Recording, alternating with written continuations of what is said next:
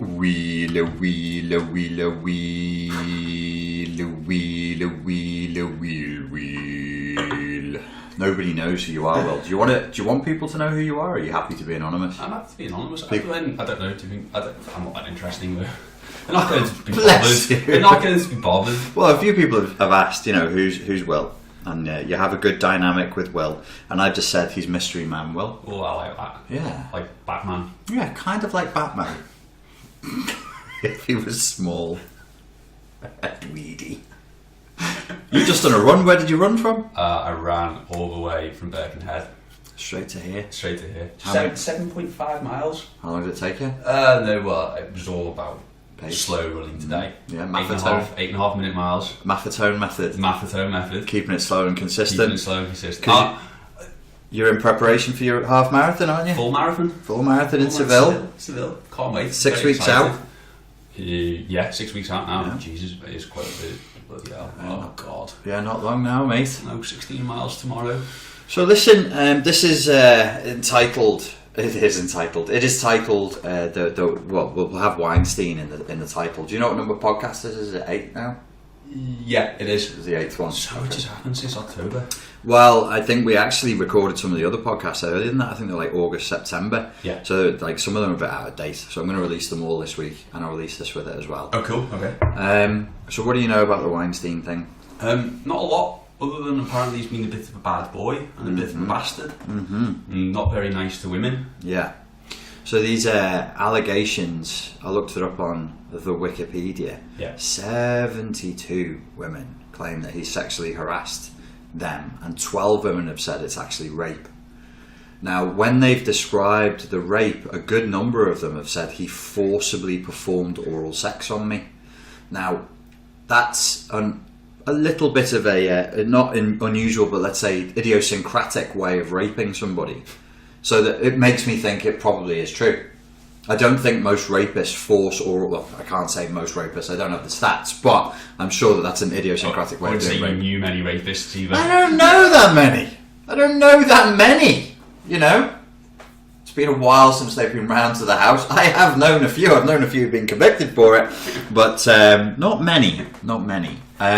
So it seems to be the case that these allegations of rape are possibly true, but they are just allegations. He has admitted misconduct. He's admitted regretting how he's behaved in the past, but he's not said exactly what he's done.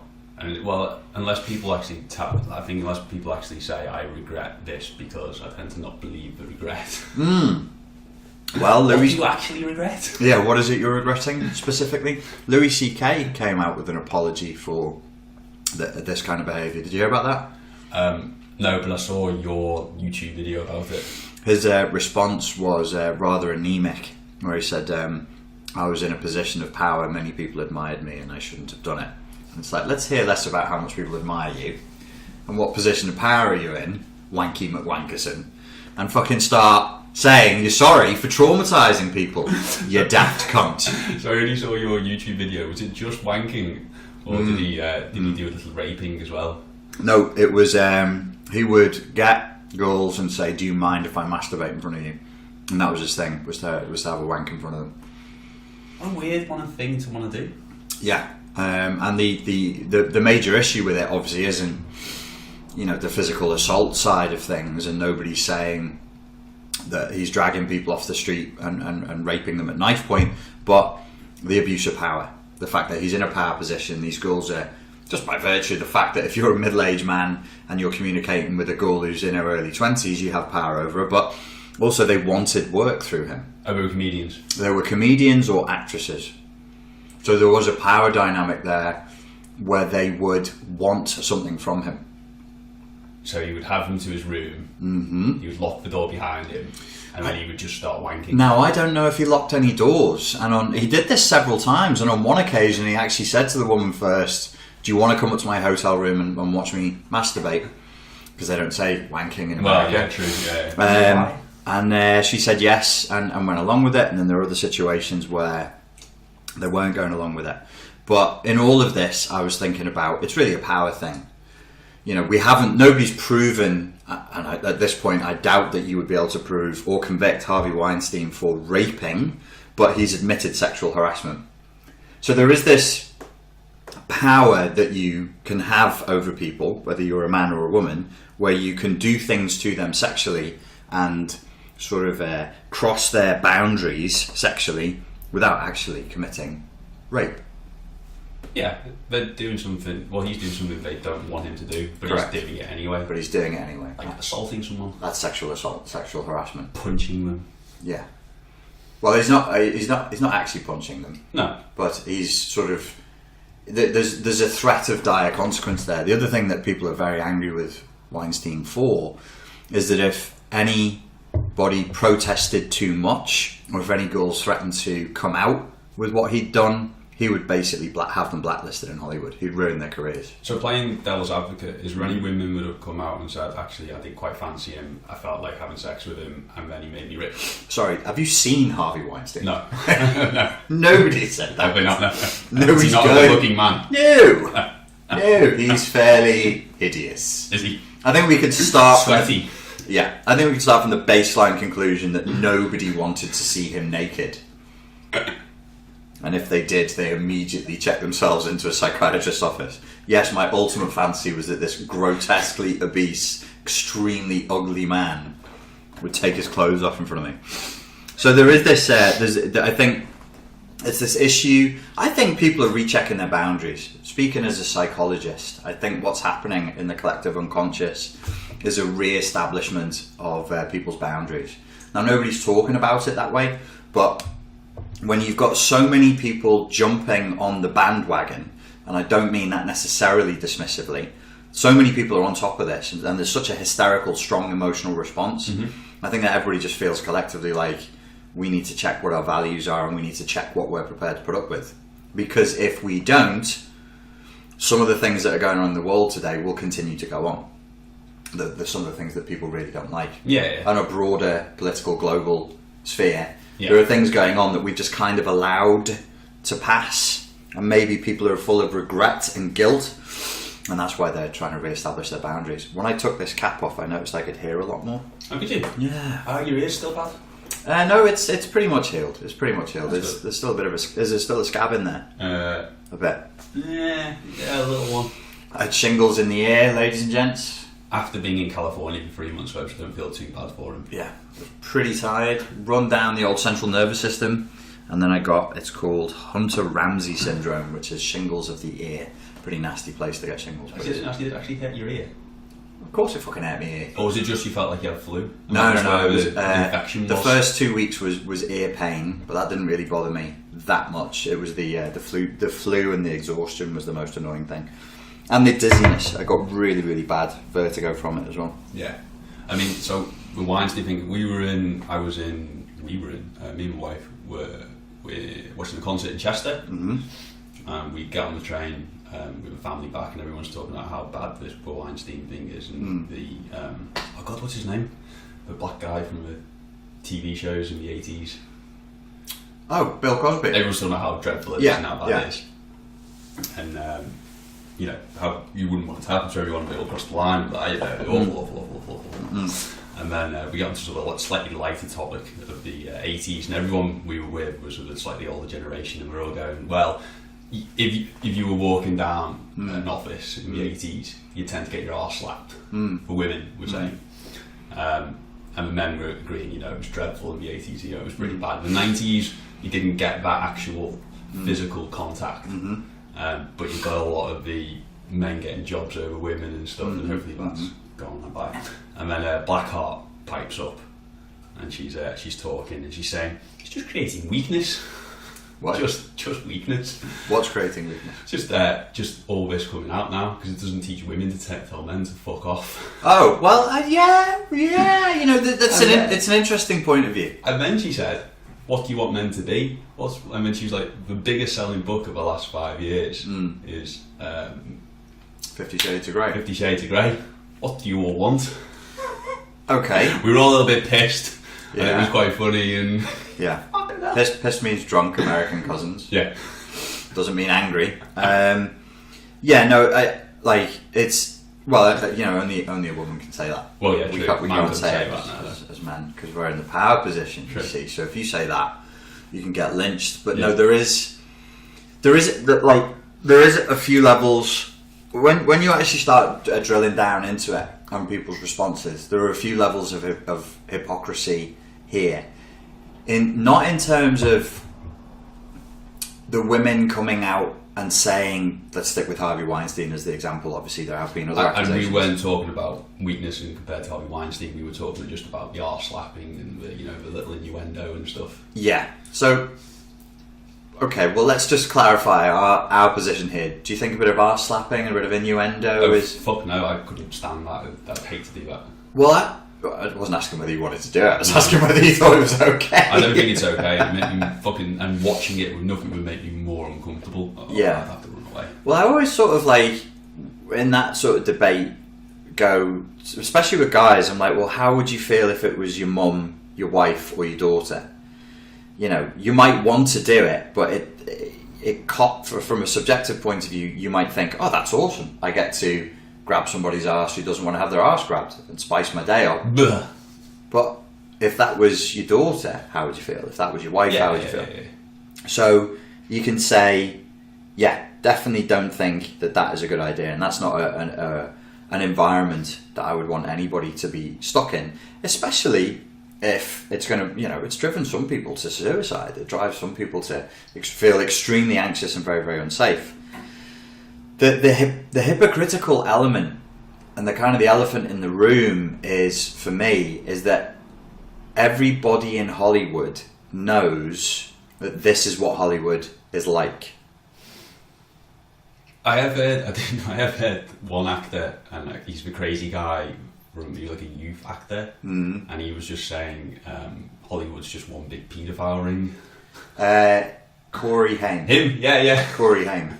That's it. I think that we might see these allegations actually gaining some legs. I know he was a child actor. He was. Let's go and ask Britney Spears and Justin Timberlake what they had to go through working at Disney. The Disney Club. In order to get to where they've gotten to. So what I would say is, the hypocrisy is when people come out and act like they had no idea.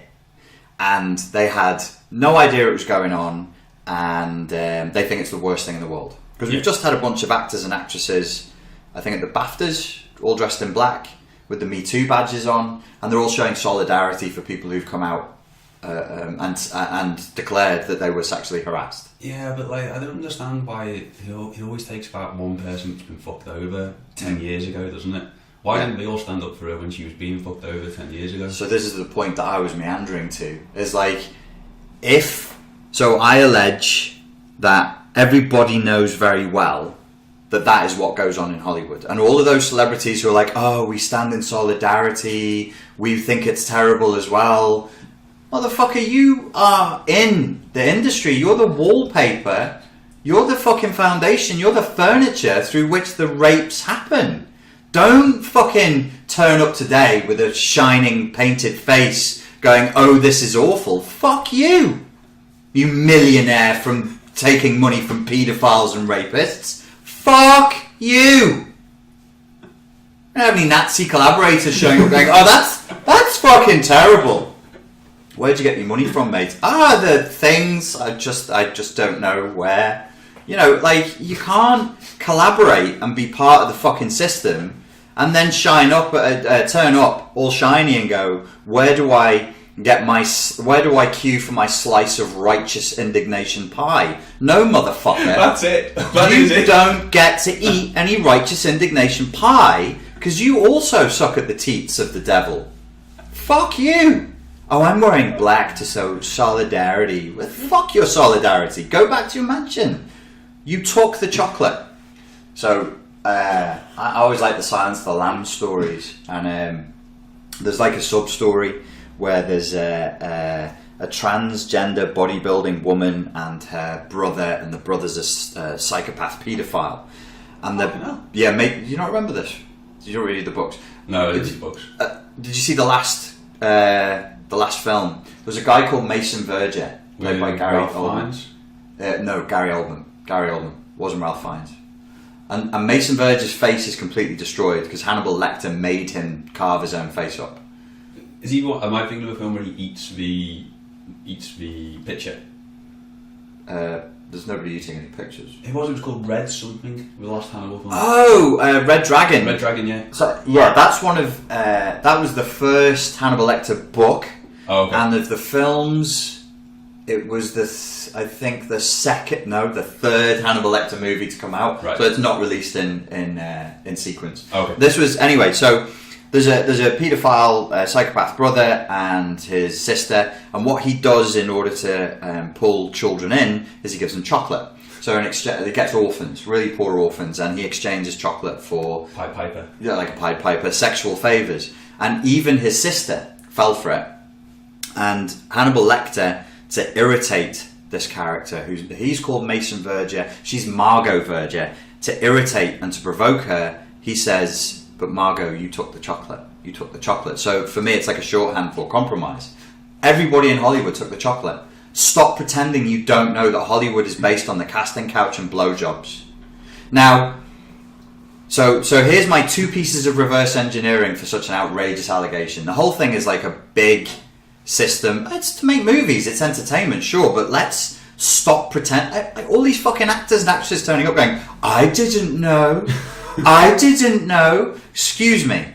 Everybody at the BAFTAs, apart from a few people, wore black. So we reverse engineer and we go, in order to have this huge hysterical response that may be or may not be proportionate to a problem, that means the problem is huge, systemic, widespread, and been going on for years. Do you think that's a fair assumption? Because if it was like 2 people that happened 2 times, people would go, oh, that's awful, but we're not all going to wear black and wear badges and make... Nobody can do an interview or an acceptance speech now without referencing Harvey Weinstein and the culture of sexual abuse in Hollywood. But it's dead easy to do that now. I mean, you could come out quite easily and go, he's a bastard, or you clap for me. Yeah, exactly. But that's what they did. Done that last year though, because he was in the still- auditorium and everyone was still scared. Yeah, he was still in a power position. That was when people should have clapped last year or the year before. So there's no bravery here. There's no bravery, and bravery. there's zero decency here. I don't know about decency, because I may agree. Well, I don't know if they agree, but I don't think you'd they're hope decent. they did. No, I don't think they're decent. They're Weakness. weak, cowardly motherfuckers. You've turned up when the battle's won and the bodies are twitching on the floor with all your shiny medals going, oh yes, I was here, I took risks. No, you didn't. Fuck you, you chocolate-eating motherfucker. You get nothing. Fuck you, go back to your cave. You cowards. You amoral... They're moral cowards. They're amoral people and they're moral cowards. Now, my second piece of evidence that I lined up for you that this is a totally known thing is the film Team America. Yeah. You remember the South Park guys? Yeah. Team America is out in 2004. Aye. Team America is about lampooning American foreign policy, American self-perception, but it's also about lampooning the Hollywood industry. Yeah. And making light of how America puts so much weight on actors as though they're the saviors of the world. Yeah. So you end up with lines like, my God, it was beautiful. I've never seen acting like it. And then at another point in the film, this CIA style, Mission Impossible style director turns to an actor and says, because you weren't there to act, our entire team was slaughtered like dogs. And it's this thing of like, well, acting just doesn't... Why do we all pretend that actors matter and their stupid opinions and their stupid faces matter? And it was a right thing to do. But do you remember all of the overtones of forced homosexuality in the film? Yeah. Suck my cock, Gary. There you go. Classic line from the film. You either say... What's a classic line from the film? Either suck my cock, Gary, or where he says to his girlfriend, she says, I can only have sex with you if you will never die. And he goes, I will never die. I promise I will never die. Okay, so here's the scene where Spotswood gets Gary to give him a blowjob. And I've got it lined up here. Just give me a chance.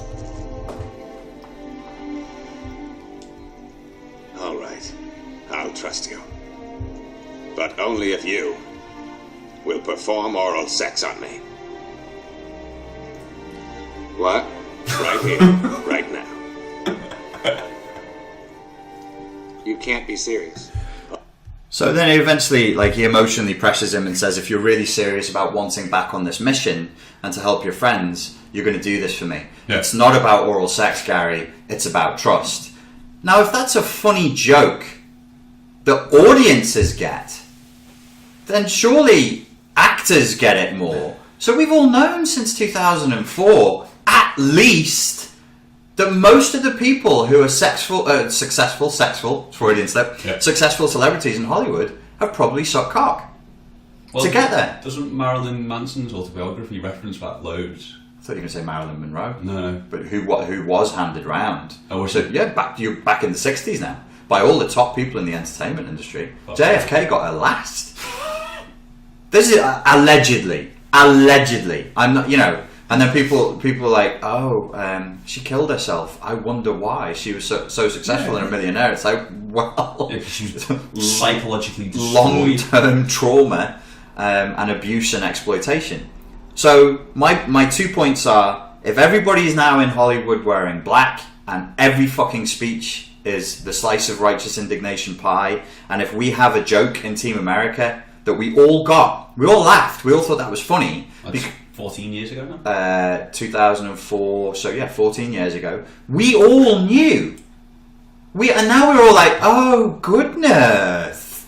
So multi-millionaires in Hollywood, when a 21-year-old beautiful actress who would do anything to get that role, when she turns up, sometimes he asks for a blowjob? We didn't know. Yes, we fucking did. How many films have referenced this, and how many books? We all knew.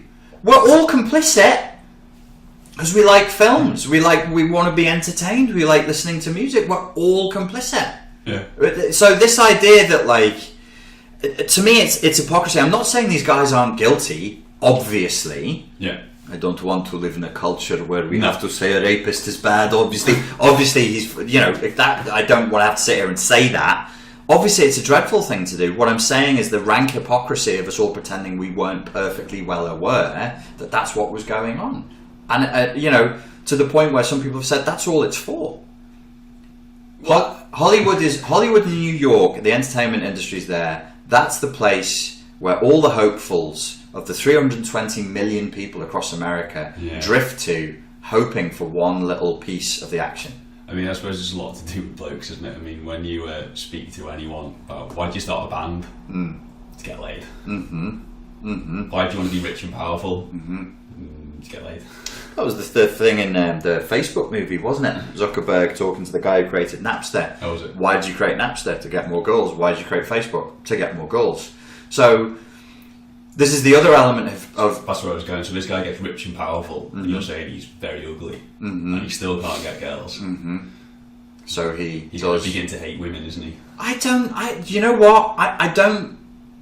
It's not something I specialise in. I don't know what the pathology is of rape. Okay, and I tell you what. Let's get a little bit graphic for a second. Harvey Weinstein is a very powerful, he's a kingmaker, he's a queenmaker, and he's a multimillionaire. He can pay for sex. He can pay for a consensual transaction. So it's really, in some senses, you have to kind of conclude it's not just about sex. It must be about power as well. Or he hates women. He probably hates women. He probably hates men. He probably hates all of these attractive young people with their lives in front of them. Yeah. Who are going to be much happier than he ever will be. The miserable freaking golem. But instead of obviously we all, as human beings, we have to deal with our drives, men and women. We have to deal with lust, and if we don't deal with it effectively, it can drive you completely bonkers. He is an ugly man, but I don't think his only route, like if he hates women, he can go and get help. He could go and see a psychiatrist and deal with his mummy issues. If pursuing beautiful women like that in that scenario is something that he feels absolutely compelled to do, you don't have to hurt anybody. You don't have to actually rape anybody. That's what I'm saying, because surely he's raping because he wants to hurt people. psychologically and physically. Perhaps there could be an element of like sadistic narcissism or psychopathy there that's at play. Maybe. When you analyse it, actually, he seems like an even worse guy, doesn't he? It's bad. What these guys are doing is they are so obviously liberal psychologist. I'm probably bound to go down this route. They predate on mentally ill people to the extent that I would say that the thick end of the wedge of the teens who jump off the bus to Hollywood, a lot of them are not going to be very well. They're going to be impressionable. They're going to have a weak sense of self. They may have already come from sexually abusive environments. And apparently, with all the English documentaries that are coming out this month, apparently everyone in America is on some form of opioid as well.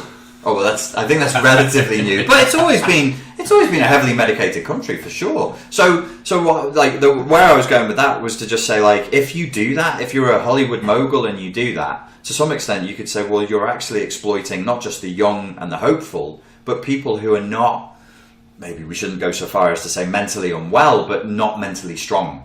You're predating on people who have mental health issues, and when they don't give you what you want, you're punishing them. So if 72 women are claiming that he sexually harassed, probably more. Gotta be more. You could maybe double or triple that number. He's been at this for years, and to him, I'm sure in his own narcissistic delusion, he just thought this would be him for the rest of his life. He must have felt untouchable. Like, if you're untouchable for 25 years, your brain's just going to go, this is just reality. I'll always be untouchable. But I remember reading.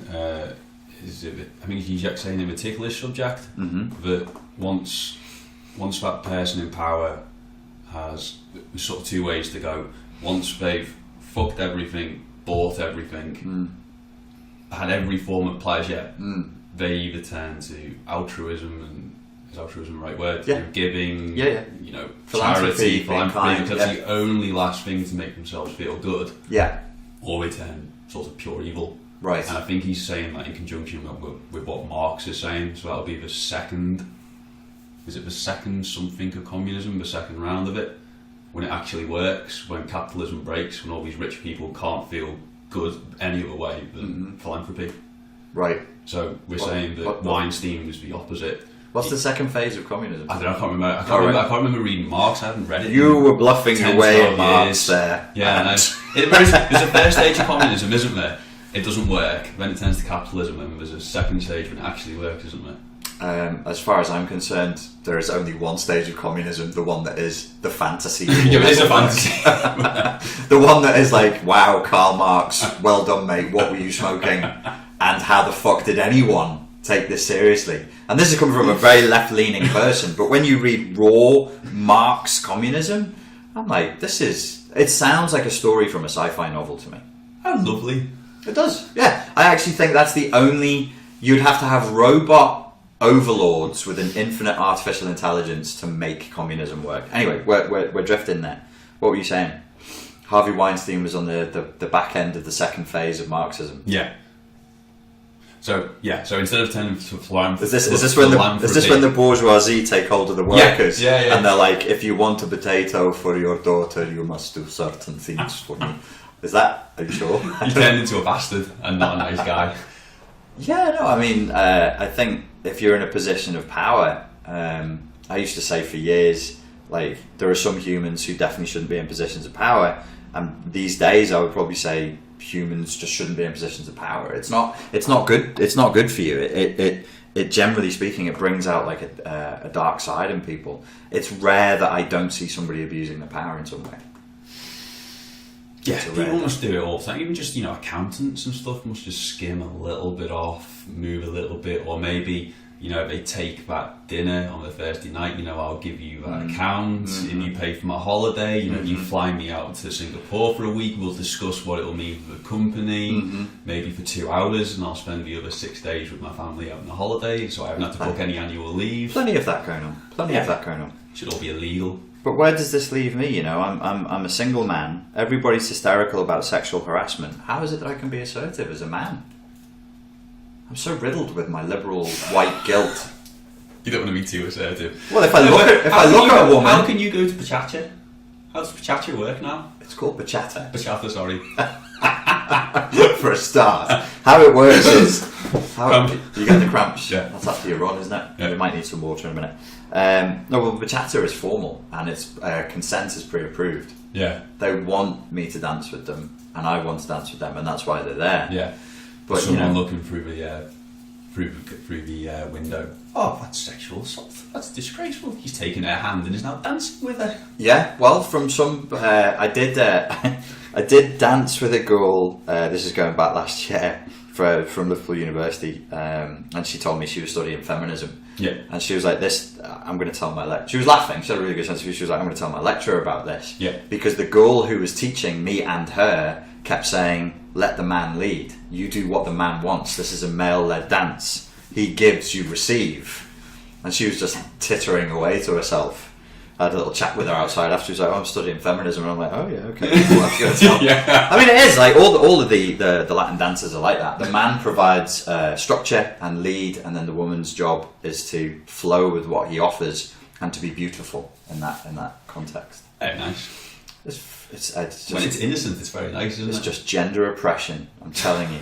I'm just repressing my sisters. Male patriarchy. There's male patriarchy, exactly, because they have to do what I say. No, in that formalised context, I absolutely love it. Yeah. You know, but it is formal, and I think that's part of what I enjoy about it. Is it's a formalised symbolic gesture, and it's kind of chivalrous, but in the best sense of what chivalry could be. Yeah. And that's what gentleman. Yes, but the radical left wants to take that away from me. Does it? Yeah, fucking too, right? Oh yeah, what's that shit we were talking about in America? All about Ms. and his. Oh, the gender pronoun issues. Fucking nonsense, that. What's that on about?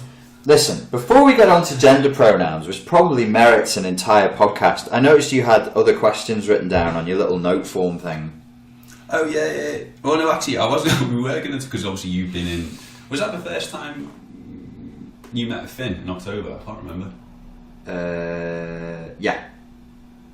So no names. No names. Oh crap. That's all right. About names. Yeah.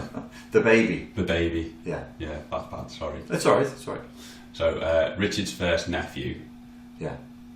The first sort of child in the family from our generation. Yeah. It's a really weird thing. Why? Because you know you didn't tell me you were going to bring this up. Why is it weird? Well, your friends have children. Yeah. You don't miss them, do you? No. No, but you like. If they were as cute as Finn, I might do it. Yeah. There's no. It must be a family thing, mustn't it? There must be something going on. There is a little bit of a family thing. I remember an ex-girlfriend of mine, and her cousin was a similar age, and the boyfriend was a similar age to us, and they had twins, and I looked after the twins for a little bit, and I missed them. Yeah. But there was that overtone of, you know, being the biological entities that we are, of genetic familiarity, like. This could be me. These could be my kids. Yeah. It was my girlfriend was Chinese, her cousin's Chinese, and the husband is blonde, blue-eyed, and white. Right. So I'm like, oh, this. Your brain just goes, oh, this is like that. When we make one of these, it will appear the same. Yeah. So it was like a practice run. So it wasn't just meet these cute babies. Yeah. It was like it. So. There, I felt like an attachment, but yeah. Other than that, no. It is. You're right. It is strange. Because I know what my friends who've recently had children have said. They realised they wanted to have children when they met their brother's child straight away. Yeah. And I thought it was bullshit. There is something in it. There's something different. If genetically because when you share genetics with somebody, there's a kind of ownership there, right? Or it feels like a kind of ownership. So. Genetic relationness, it creates different feelings and different thoughts for sure. Yeah, it's strange. Yeah, so I would be, after that experience, more amenable to having kids than I was before. Yeah, definitely. I think I am, definitely. Well, that's what everybody's saying. Well, that's what they're all hoping for. Do you know what I mean? Wheel. Baby Will will come out. Go, hi, Baby Will. Do you want some food? And it'll go, yes, I want some food. Give me the applesauce. Because he's Austrian now as well. Give me an Uzi and some applesauce and your boots. That'll be what your baby says. I am the baby. I'll be so rich on YouTube. So yeah. I think the other thing as well is that I've been listening to some YouTube videos, and I've noticed that mindfulness YouTube videos are getting like millions of hits. Yeah. What the fuck is mindfulness? It's a little bit irritating, this. It's mindfulness is like, it's not this year's, because everything is sort of like a 2 or 3 year fad. 2 or 3 years ago, maybe longer, maybe like 4 or 5, it was DMT. Everybody's talking about the psychedelic DMT. I don't know what DMT is. Oh, it's a psychoactive drug. There was a documentary that came out called The Spirit Molecule that everybody loved. I thought it was boring and shit and non-scientific and therefore pointless. And for every 1,000 people who would go on about DMT and its benefits, maybe one person had done it. Similarly with mindfulness, which is the word du jour, for every 1,000 people who rave on about how wonderful it is, you might get one person who actually does anything mindfully, let alone meditate. How do you do things mindfully? I am mindfully sat here now, William.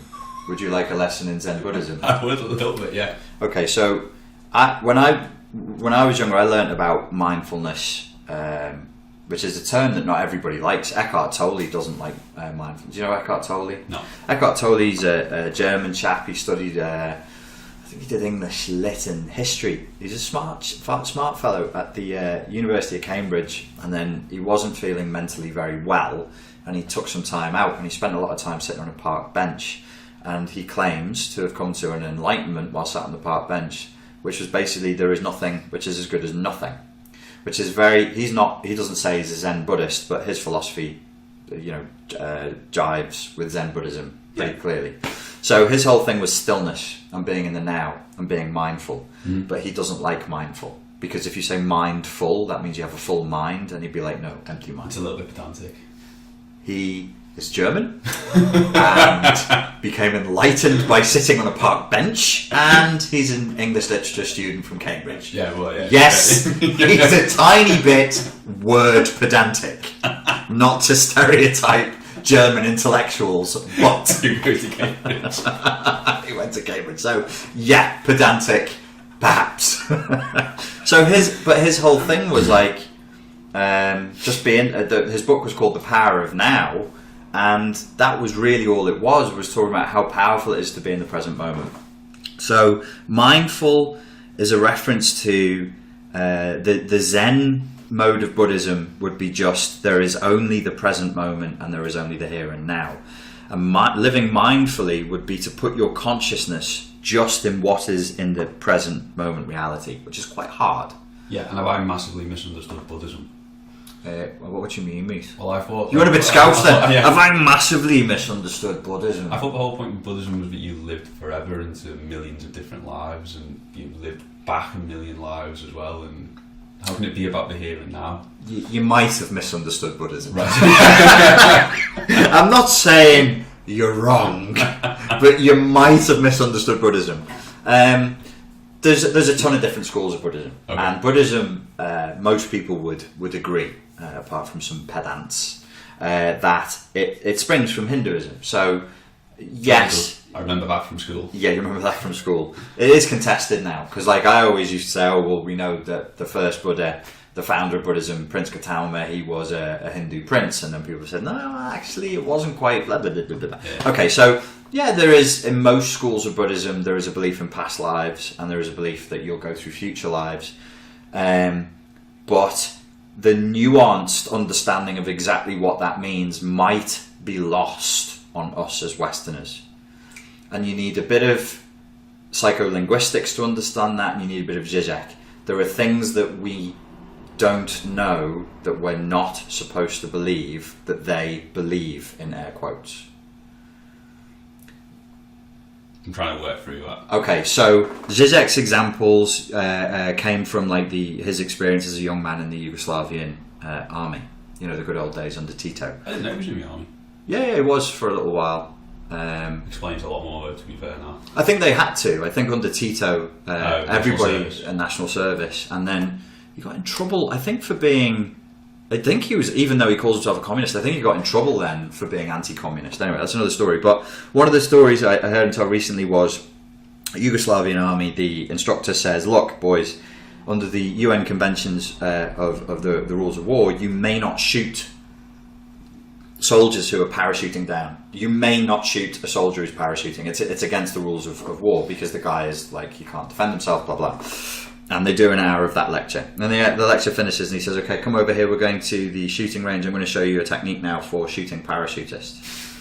And Zizek, in this apocryphal tale, says, why would you do that? You just told us we couldn't do it. And the sergeant says, what are you, stupid? Of course I have to say this thing, but really you must do the other thing over here. So there are things that that you believe, but you don't truly believe them. And that's what holds the belief in place. This is one of Zizek's, one of the few useful things that the dude. I love Zizek, but like when you actually pare down what he says is useful, there's maybe 4 or 5 things, and this is one of them. But it makes you happy. Listen, it's beautiful. Whatever you want, you could drink coffee without cream. So the knowing what not to believe within a belief system is what holds the belief system in place. Another example. Nobody believes in Father Christmas. The children don't believe. They know that it's mum and dad who do it, but they don't want to disappoint their parents by revealing that they know that Father Christmas is not real. But only when they know. Only when they know, once they've reached that age. And of course, the parents want the children to believe, but obviously they're not insane. They know that they themselves are putting the presents in the thing, so they know also that Father Christmas doesn't believe. Father Christmas, nobody in that system believes that Father Christmas is real, and yet they all believe for each other. They believe for the other. But that's not the same as that Freudian concept you were going on the about. fetishist split. Yeah. It is. Okay. So we know that it is not true, but we do not want to know that it is not true, so therefore it is not true. Yeah. It is pure fetishist split. So you have fetishist splits in the belief system in Buddhism. So you'll get, like, if you go to Asia and chat Buddhism to Buddhists, their relationship with Buddhism is a lot less respectful than our relationship is within the West. She'll be like, oh, so you believe in past lives? And they'll go, yeah la. I'm like, why are you smiling? Do you believe in karma? Yeah la. You believe in reincarnation? I must believe la. I'm not asking what you must believe. I'm asking what you believe. Yeah la, yeah. And I'm like, you're not, this is not very convincing. So there isn't, they kind of know that it's horse shit, and the priest knows, the priestess knows, your parents know, the family knows, but you all still follow the rituals. Oh, see, what I thought you were going on about was I thought you were going down more of a discourse route, saying that because we're Westerners, they don't actually give us something back that we understand, so we interpret. So like that is what happens. Exactly. Right. So it is that. What's the term where we interpret human actions onto animals? Oh, anthropomorphism. Yeah, but with Buddhism. But yes, exactly. That's exactly what we do. We project our ideas of what it is, but they're very naive ideas. They're silly ideas. So we have the old-fashioned term that nobody uses anymore called Orientalism, which is when privileged... Aleister Crowley was an Orientalist. Winston Churchill was an Orientalist. And all this meant was like silly, privileged white people living in a time of successful colonies who kind of, even as we were raping and pillaging the land and torturing and murdering and mutilating the people, we worshipped them. It is so beautiful, it's so exotic, it's so wonderful. Here's heroin. Here's some heroin. If they disobey us, chop their hands off, crush their feet, but beautiful, wonderful, and again, fetishist split. Yeah. Winston Churchill would go on at length about Islam.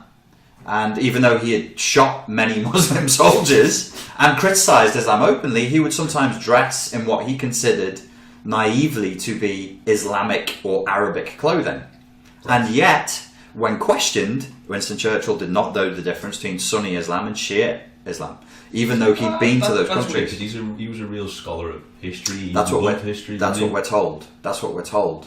But this is a guy who went to the countries, criticised the religion of those countries, and actually didn't really understand them, but would dress, and his mates would come round and they'd have like fancy dress parties. All these silly white people would be there dressed as Arabs with twiddly shoes on, going, this is what being Aladdin shoes. Yeah, this is what being Arabic is, right? Yeah. Totes. Have you got a silk turban on? Yeah, because wearing a turban is what makes you Muslim. What? Sorry? So there's the Orientalism as a prime example of what you're talking about. Yes, it's a reinterpretation. Yeah. Buddhism like in different schools in different countries, it's sometimes it's very magical. In Tibet, it's quite a magical sort of a system, and absolutely reincarnation is literally interpreted as that. In Sri Lanka, reincarnation would be like quite literally, like my mother, like it even crosses lives. So like in Sri Lanka. Okay. So the stuff that I'm not big on Buddhism anymore, but like the stuff I was reading was like, you can believe not just in you will have not that you had 6 different lives, but they get shared and they intersect.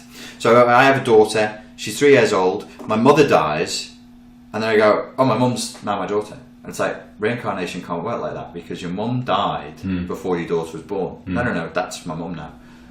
So it's not, it's not meant to be interpreted as literally as we interpret it. Okay. So the Western mind, the stereotype of the way we think, is quite clunky and rigid and non-poetic. Yeah. Which has been one of the major criticisms of theology students who, when we're talking about Christianity and the way we've absorbed Christianity, a lot of people are going, "You're not. This is poetry. This is from the Middle East. Yeah. These are Palestinians. These are Arabs. These are people of the Middle East. This is not. This is like they're trying to capture the essence of spirit. It's not word for word, you fucking idiot. Like, you must know, but we're so like rigid and clunky that we misinterpret it. So Buddhism, in its essence, the Buddha just said this. Let me see if I can remember. 4 Noble Truths. The 4 Noble Truths are: 1, all of life is suffering. Oh shit, I'm going to fuck myself up now. Google. No, that would be weakness. Google is making our minds and our brains mush. My mind is Google. Noble truth number 1, all of life is suffering. Noble truth number 2, all suffering is caused by attachment. Noble truth number 3, you can cure suffering through letting go of your attachment. Noble truth number 4, the way to cure suffering and letting go of attachment is through the Noble Eightfold Path. I'm clapping myself. Will's not clapping me. I'm clapping me. Will's bowing. That's right. You bow. That's the 4 Noble Truths. So all life is suffering. Suffering is caused by attachment, but you can find a way out. And that's the point of Buddhism, is to find your way out of suffering. So where in Judaism they'll go, there is no heaven. Life sucks. Deal with it. In Christianity and Islam, heaven is your reward. Suffer now because heaven is your reward. Buddhism wasn't like move towards heaven. It was more like make life less painful. It sucks being here. Let's try and find a way to make it less painful through detachment, through a detached approach to life. Mindfulness is a way of becoming the witness to life rather than living life. The witness to life. So when you read Buddhist texts, and particularly Zen Buddhism, it will always talk about paying attention, raising awareness, and witnessing. Detach and witness. Do not be engaged, be a detached witness. Oh, that sounds really depressing. Many people have criticised it for being, I think, what was his name? Nietzsche hated it. Hated Buddhism. He said it was anemic, cowardly, life-denying rather than life-affirming. Yeah. And he had much more time for Islam. He was like, at least these are red-blooded men. No, it's like the opposite to Epicurism, but exactly the same at the same time. Kind of. Remember we discussed in another podcast, that's Western Buddhism. That's the same as Epicure, whatever you say, Epicurism. Epicureanism, yeah. You described that to me as being live in the moment, love your life, have a great time. Yeah, basically, yeah. And that's how you should find fulfillment. So that's Western Buddhism is kind of like that. Yeah. Live your life, have a great time, experience all the pleasures, but not too much. Not too much. Have coffee without caffeine, beer without alcohol. Yeah, that Eastern European Epicureanism. You can live longer. No, there's no such thing as Eastern European Epicureanism. For Eastern Europeans and Southern Eastern Europeans, there is only now. Live now. And then die.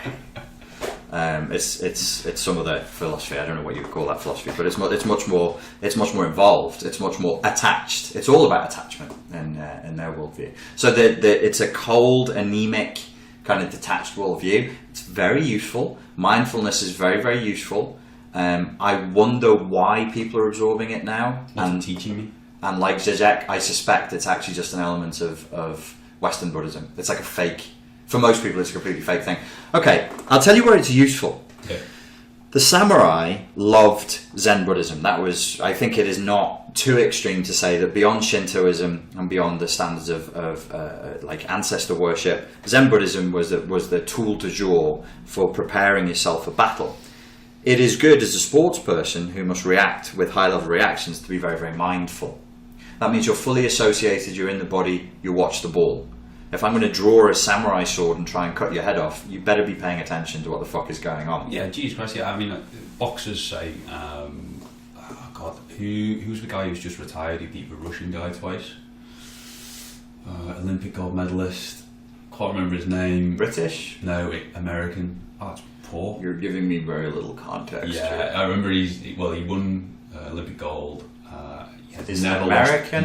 Black American Olympic guy. Gold medalist. I can't name one off the top of my head right now. Light heavyweight. Can't remember his name. Anyway, I think it was him who was saying in a clip I saw that when he's in a boxing ring, he sees everything in slow mo. Mm-hmm. So he's almost like a Terminator. So he is in. I mean, he doesn't have to go into the zone. Mm-hmm. Like the ring is his zone. Mm-hmm. That's handy. So that's useful if you want to perform something that's dangerous and you need to be fully aware of what's going on. And they notice that when you're about to die or you're in a horrendous situation, your body kicks into that automatically anyway. So the Zen meditation path was try and maintain and sustain that and grow that muscle and build that ability to be associated. The second thing the Zen meditation would allow you to do is to detach from your own death. It's not that useful to go into battle pissing yourself with fear that you might get hurt. If you've already died and you're already like, well, I'm just a dead person moving right now, you're probably going to perform better in a battle context. But then aren't you less concerned for your own life then? Absolutely. So you're more likely to die. I don't know that's necessarily true. I think one of the problems that it brings is it becomes a justification, or could be a justification for, doing terrible things. Yes. It is not me that is doing the terrible thing. It is the sword that does the terrible thing. Yeah, and I think we were talking about Vikings as well, and we were saying that it was wrong to grow old. You should die in battle. Yes. And the ones who were definitely going to die in battle would take herbal drugs, would basically make them go berserk. And maybe they don't really know what berserkers were. Right. We're not sure yet. We don't know whether that was psychedelics. We don't know whether that was people who'd been in so many battles they had traumatic brain injuries, and they actually had they developed personality disorder directly through the TBIs. Right. Drugs, maybe alcohol. Some people have even said they'd just be the ones with a hangover, or I don't know, maybe people are born with a slightly more savage DNA, and you'd be like, we need a vanguard who's going to run into battle naked and beat people to death with their shields. And you'd be like, yeah, no, that's me. I'd totally be sure. Yeah, no, I definitely want to do that. Like, all right, mate, get your coat off then. You go do that. Yeah, we're all going to be clothed and behind the metal shields. And be behind the metal shields, exactly. I think they could wear bear skin, but yeah, no, we're not. We don't. The last time I looked into it, the historians don't really know what berserkers wear. But so that's what mindfulness is in its essence. It's detachment and doing things with full consciousness. Now, in the age of the ADHD that we all develop because of smartphones and films and laptops and fucking advertising and everybody fighting for your attention, mindfulness makes a lot of sense. In the context of mental health, because people are teaching mindfulness as a way of dealing with depression and anxiety, it does make sense if you can train the client to be mindful enough to at least say, aha, I am now anxious. Right. You've raised one finger there. No, I just can't understand why it's getting 1 million hits. So I just don't. It's because So we're all struggling with concentration. Mm-hmm. We all are. I know that because I find it very difficult to play chess anymore. Mm-hmm. So that's definitely affected my mind. Probably too much wanking. All the stuff. It's just wank less. Right, no. Have a no fap month and then try and play chess. No, because when I'm looking at my phone, I'm thinking. I caught myself the other day just searching for Liverpool FC just to see about the transfers. Mm-hmm. Why? Because I know when I go home, I'm going to put Sky Sports News on. You're looking. So your brain is doing looking. that? Your brain is looking for whatever little dopamine or serotonin hit it gets from doing that. It's very addictive. I mean, it's designed to be addictive. They're evil things. Awful. So mindfulness brings you back out of that. It's going to be really difficult to do. And the majority of people, the second something's difficult, they just don't do it. That's why nobody does it, but everybody talks about it. Oh, okay. So then it becomes We're all taking part in the lie again. They're all taking part in the lie, absolutely. See, you're learning. This is human nature. We're all taking part in the lie. You talk mindfulness, I talk mindfulness. I know very well you're not fucking meditating. You know very well I'm not meditating, but we can enjoy jerking off talking about the subject that really we have no right to because we've never committed to it once. No. On a microcosmic scale, I've noticed that the Wim Hof method is very, very popular. You've heard of Wim Hof? No. He's called the Iceman. We should probably do a whole podcast on him. He's a really interesting dude. They've tested him under scientific conditions, and it looks like he's been successfully trained himself and other people to fight disease. So they get in laboratory settings, they were injected with pathogens that should have created a cold, and then they do this meditation, this breathing exercise, and it looks like they kick the cold out of their own body. He's also famous for taking people up mountains like Everest with no shirt on. So he's using like mindfulness and concentration and breathing techniques to help people raise their own core body temperature. You'd really like it. Now the thing is though, it's hugely popular as an idea, but I don't think many people could be doing it, because in order to do the Wim Hof method, you should be spending 20 or 30 minutes every day just doing breathing exercises, and you should also submerge in freezing or sub-zero temperature water regularly, which hurts like fuck. Yeah.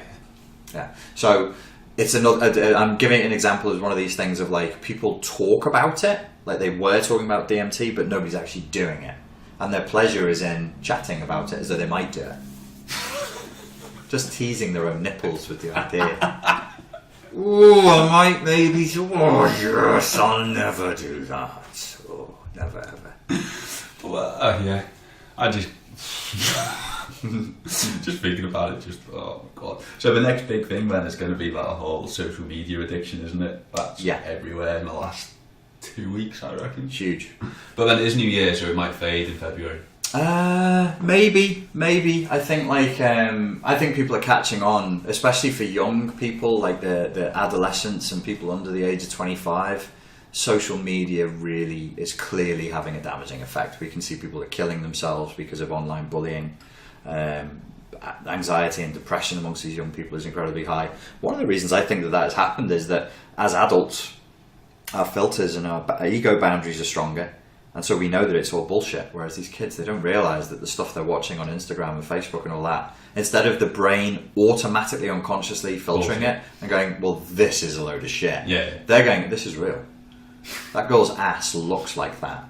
And we're all going, A, no it doesn't. And B, what the fuck? You have an entire Instagram account that's dedicated to your own bottom cheeks. To your own bottom cheeks. Welcome to 2018. We are the human race, and we have Instagram accounts with 20 million followers dedicated to your own bottom cheeks. Meanwhile, anxiety and depression rates have never been higher. No. The environment is in a terrible state. There's a big fucking lump of plastic bigger than the country of France in the Atlantic Ocean. But here are somebody's bottom cheeks. 20 million views. See, I can't work Instagram out. Like, I don't have an Instagram account. I don't get what you do when you log on. Do I? I'm still trying to figure it out. They're saying to me, you've got to have an Instagram account. And I'm like, okay, I'll interact on social media, but what do you want? And when I look, I think the most popular accounts, it's kind of like Vine. It's if you're not doing something that's sexy or funny and it's 20 seconds long, you probably shouldn't be on there. So I missed Vine. I'm not really sure what that did either. That was like mini YouTube, wasn't it? It was like 6 or 7 minute video clips, and it was some people who learned how to do it. It was very, very good. Right. But I would be the first person to criticize social media and its effects. But one of the flip sides of the coin is it got creativity out of people that you wouldn't have seen otherwise. So they had to tell a joke. Well, they didn't have to tell jokes. You do whatever you want with Vine. and I think it just was on a 5 or 7 second cycle. So people learn how to do memes and to make these cultural references inside of like 5-6 seconds, and they were genuinely funny. Some of the stuff on there is brilliant, really, really, really funny stuff. So you get like little clips from TV shows, and then somebody saying something about it. In 5 seconds, it's gone. So it's like, it's YouTube for the ADHD generation. Yeah, it's died, hasn't it? Though? I think they deliberately put a bullet in it. I don't know why they did, but the people who owned it just said, we're not doing this anymore. No. So a lot of your Vine people have moved over to YouTube. Right. Okay. And they're still making it big.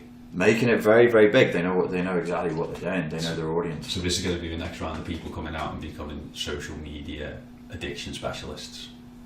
Maybe. I don't think they want to. Like the people who are multi-millionaires from this. I was reading about a guy the other day. He came from Vine and then he went to YouTube and he challenged himself to make a 15-minute YouTube video every single day for more than a year, which is a big, big challenge. And one of the things that he did foolishly was he went to a forest in Japan where people were known to hang themselves, and he came across a body, and then him and his mates filmed it.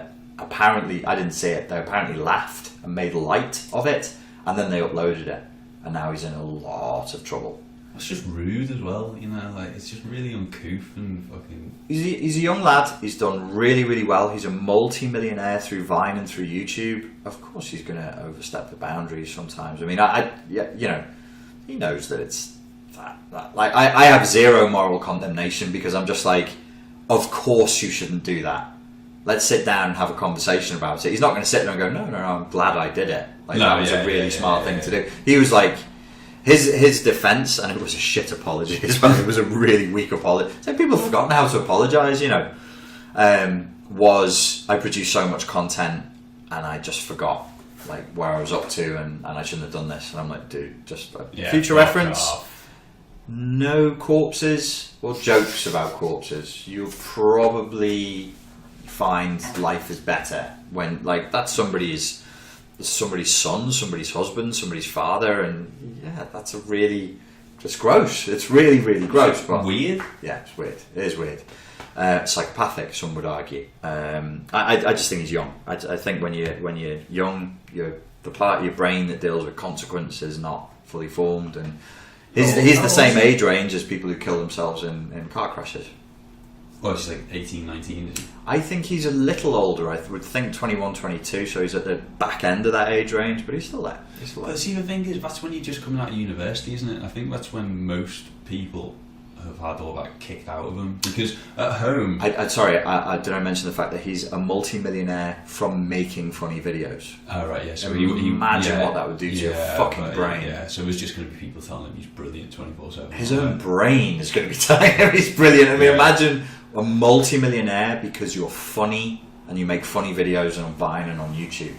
It's not like a network is backing you up and filtering the audience reactions. If you suck, people are just going to be like, this is shit. If you're funny, then you'll get the results. Things like it's almost looking at kids who are sort of 20 range, maybe 20 to 25, maybe a bit younger as well. There's that whole thing of when people are really rich and powerful, how do you tell who your friends are? Because everyone tells you you're great and they're really polite to you. I'm only polite and nice to people I don't know or I don't like. But I listen to these 18, 19, 20-year-old kids.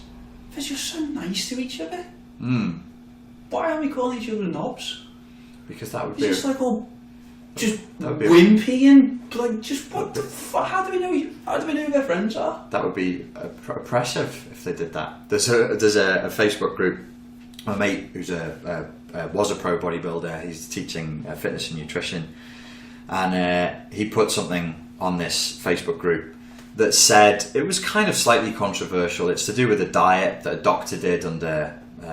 I think it was actually published. I don't know whether it was peer reviewed, but he is a doctor and it was published that he lost a lot of weight on a diet that consisted of Twinkies and McDonald's, just to prove that it's actually calorie deficit that's the big thing, not quality of the big thing is quantity. In terms of health and organs and everything else, you should eat good food. But if you're just trying to lose weight, your body will lose weight with a shit diet of Twinkies, as long as you're in a deficit. So he did this. So my mate posts it, and this guy comes on who's our age, 40. Yeah. Really famous bodybuilder in America.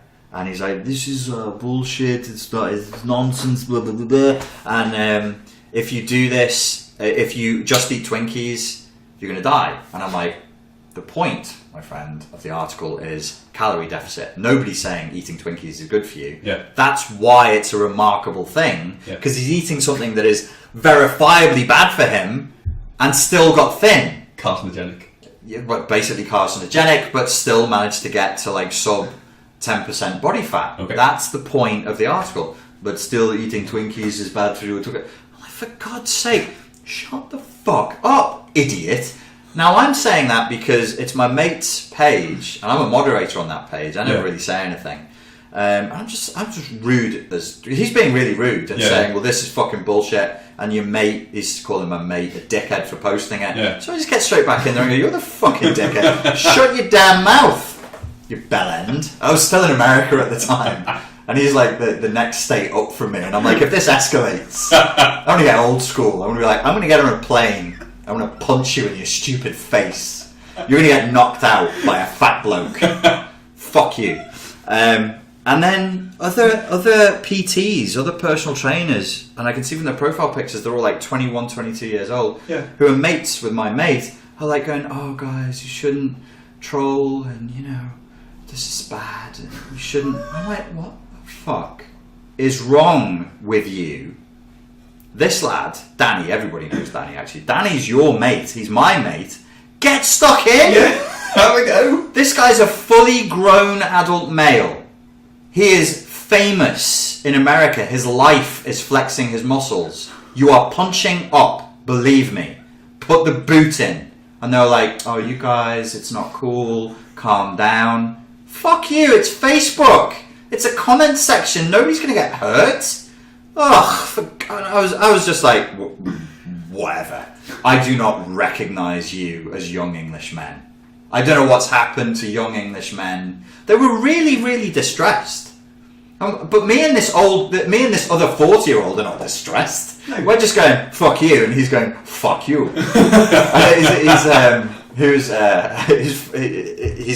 He's American, and he just done a big bodybuilding show, and he said to me, you don't know what you're talking about. I did the big show. You don't know the big show. So I went back to him, yeah, the big show. Tell us more about the show. The big...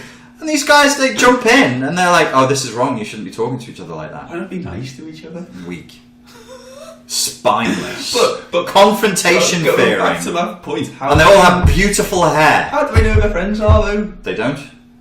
I don't think it means. I don't think. Is it a discourse thing? Do I not understand anymore? Are they too far removed from me? What I'm interpreting? I just don't understand. No, I think we operate from very, very different coordinates now, and it's more important to show that you are morally superior, that you are bereft. Like everybody's like, oh, I'm bereft of prejudice. I watched a funny thing yesterday on College Humor. Yeah. Have you ever seen College Humor? No. They make viral videos.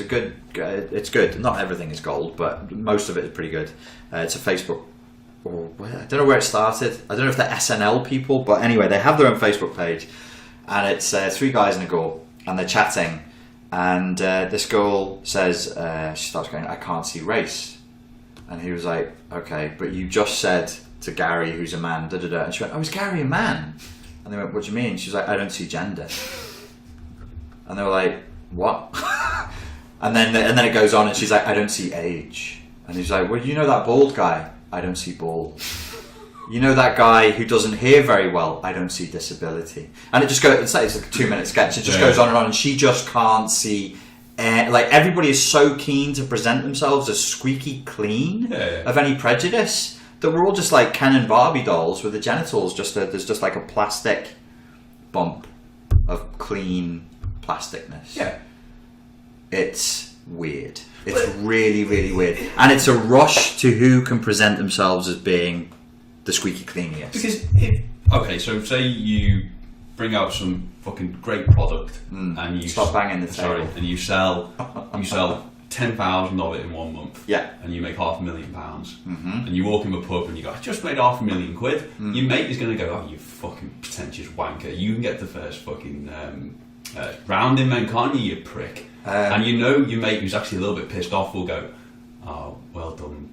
Yeah. But really inside they're saying, you fucking knobhead, I hate you for making that much. Yeah. It's all fake now. Yeah. And you can't call somebody a prick and a knobhead. That's phallocentric male hegemony. Why does, if you're an assertive, what are you saying, that only men can make money? Why is being a prick bad? When you call them a pussy, oh no, you only call people a pussy when they're being cowardly, but when they're being assertive, they're a prick. You goddamn sexist. I noticed on that podcast that I released about racism the other day, nobody accused you of being racist. Did you look at the comments? No. It's out, but no, I know it's out. I haven't read the comments. Nobody accused you of being racist. How relieved do you feel?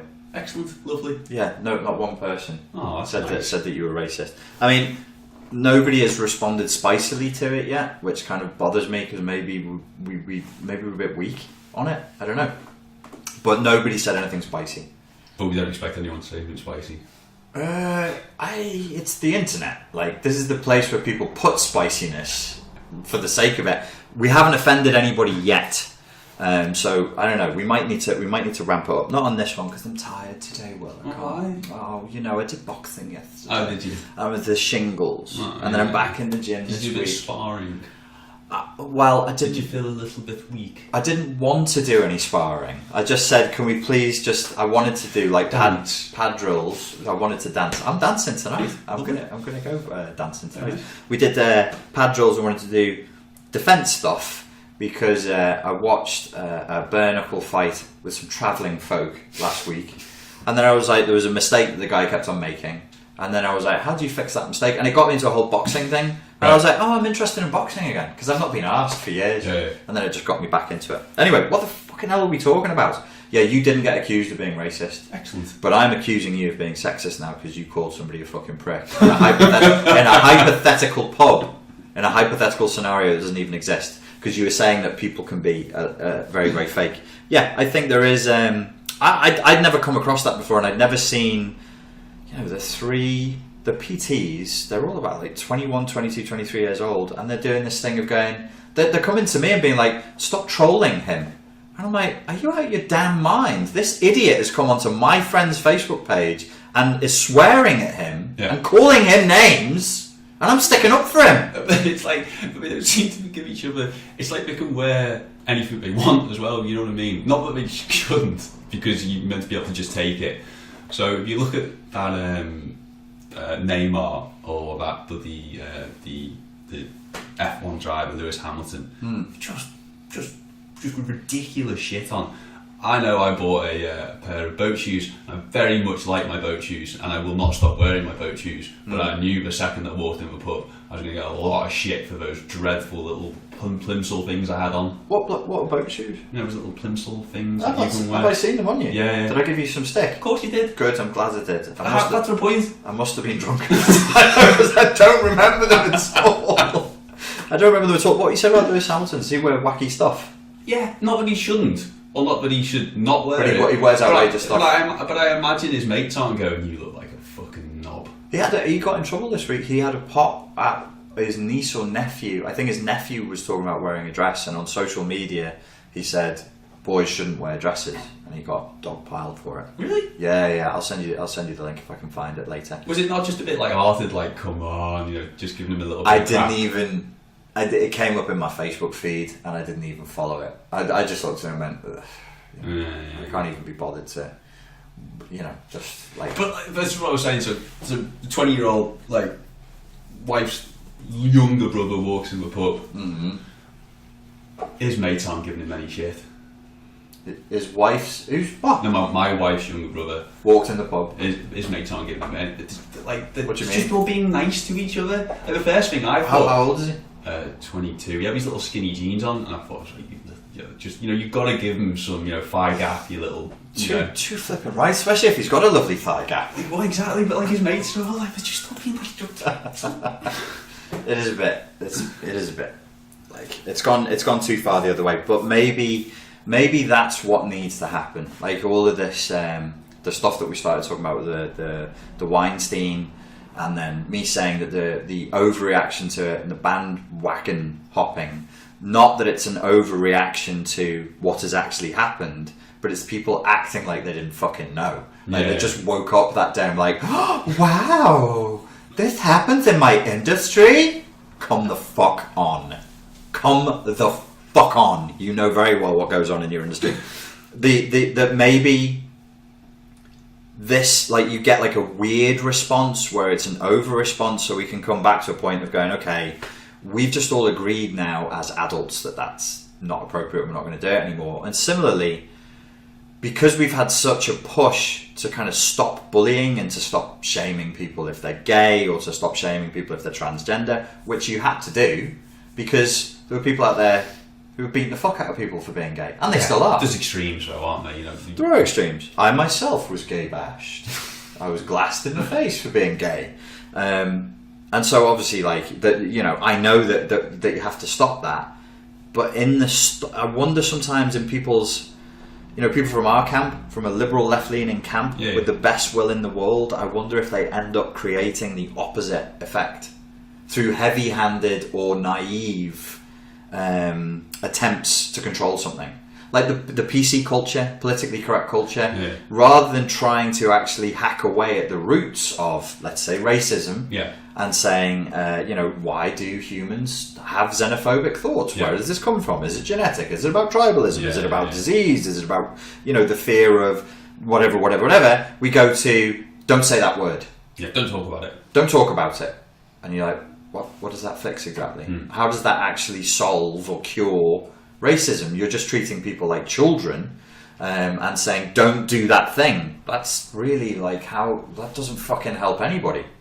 Again, the Rechecking thing, we should be exploring other modes of tackling these problems. Did you have anything else written down? I did, and it was just a bit of a, obviously I'd never set up a Facebook group or anything before. And then you've set up strengthofmind.coach. But I've realised what bullshit Facebook is. Oh. You can pay for shares and likes. And what the fuck? How did you not know that? I didn't know that. Where did you find out? Well, I got an email saying, would you like to spend £4 a month for 10 likes and 10 shares? £4 for 10 likes and 10 shares. Or you can pay something like £2 a day for 4 shares and 4 likes a day. And which part of which country and which demographic would you like this to be aimed at? Yeah, you can pay for whatever you want. It's. I mean, there's people in my industry who've done that with their Facebook groups. They've paid. You go on and they have like 45,000 likes, and then when they post the video, inside of 6 hours, 3 people like it and 1 person comments. And I'm like, that's not reflective of a 45,000 like account. If you have 45, I have 18,000 likes. If I post a video, I have 15 comments inside of 1 hour and 50 likes inside of it, for example. So I know what the realistic stats are. But yeah, absolutely, you can pay for likes, you can pay for shares. It is a massive waste of time. But yeah, you can pay for YouTube comments if you want. You can pay for YouTube comments. But go on Fiverr.com and you can get like 20 YouTube comments from fake accounts for a tenner. Bullshit is that? We covered this, I think, in one of the other podcasts, just saying that like this whole the problem with the social media phenomena, and the you know, it probably should be given a title like social media syndrome, is people are buying into a fake reality that has this huge magnetic pull and has its own gravity, but it is completely false.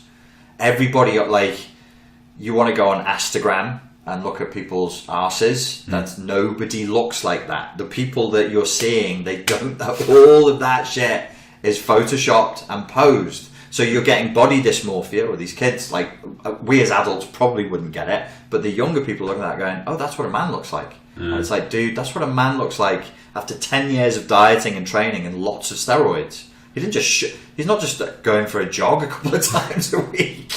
You know, come on. So it's the and I think that's a term that we've used before, is hyper-normalization. Then that becomes the new standard. That becomes the new normal. Every man should have 8-pack abs. Why? Because whenever I look on Instagram, that's all I see. Yeah, that's a lot of effort, that, isn't it? Who would actually have to do that? Yeah, that's a lot of. I was going to say it's a lot of eating right, and actually, more specifically, it's a lot of not eating right. That's a lot of missed meals. Yeah, I just like to have a bit of fun. Live your life. That's what Brad Pitt said. Mindfulness. Live your mindfulness. That's what Brad Pitt said after Fight Club, where he got himself down to like 8% body fat. Yeah. Life is too short to not eat carbs. I did read as well one of the Facebook comments, which was from Nicholas. I don't know if it's Peterson or Peterson, or I'm probably pronouncing it wrong. You don't need to say his name with so much contempt. No, there's no contempt. I don't want to get it wrong. Nicholas or Peterson. Let's commit. His name is Nicholas Peterson. We probably don't have enough time now. Nicholas Because Peterson. you requested a whole podcast on culture and the problems with culture. Seems like quite a big topic.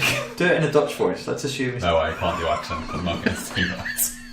Why don't you do a podcast on culture? He wants it on culture, or just generally on culture? He said, I would like to request a podcast on culture and the problems with culture. Yeah. Yeah, that's probably worth a good... Who's culture? A good... yeah, maybe that'd be a good question. What kind of culture? Culture in general... Yeah, we could do a whole podcast. It's very difficult to define though, isn't it?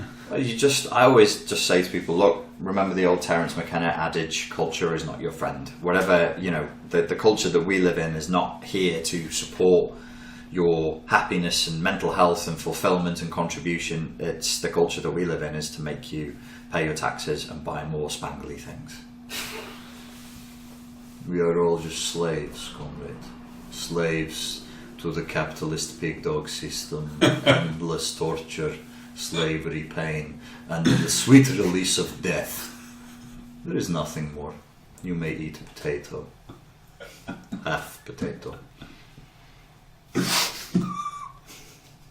I don't think you could even argue like culture is something that develops between groups of people as accepted modes of communication and behaviour. Sometimes it's there to help you survive, and then in situations like the one we were born into, everybody listening to this podcast was born into it. It was carefully crafted by people who did it for nefarious purposes. Have you have a quick question out of this, since you did so much travelling in the United States?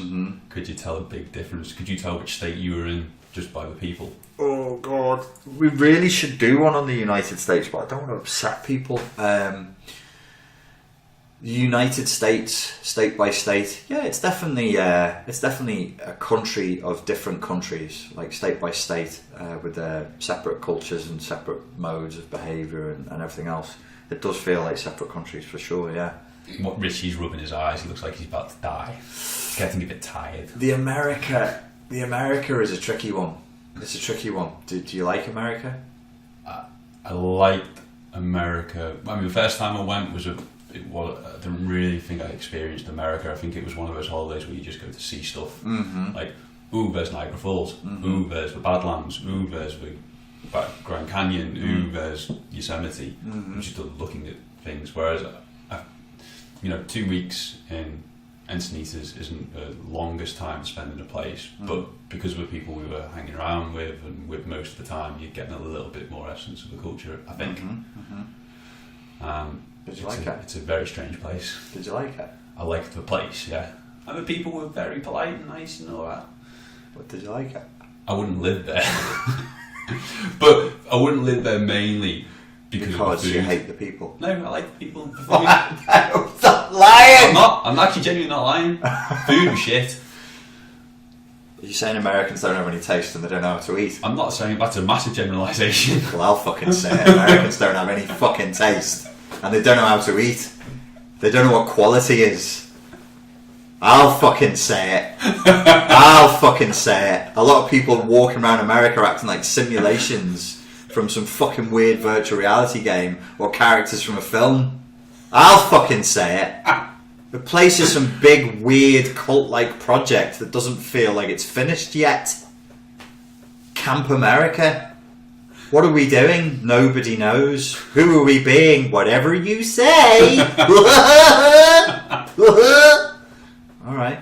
Any thoughts today? Not really. God bless America. America. America. America. America. America. Yeah, alright.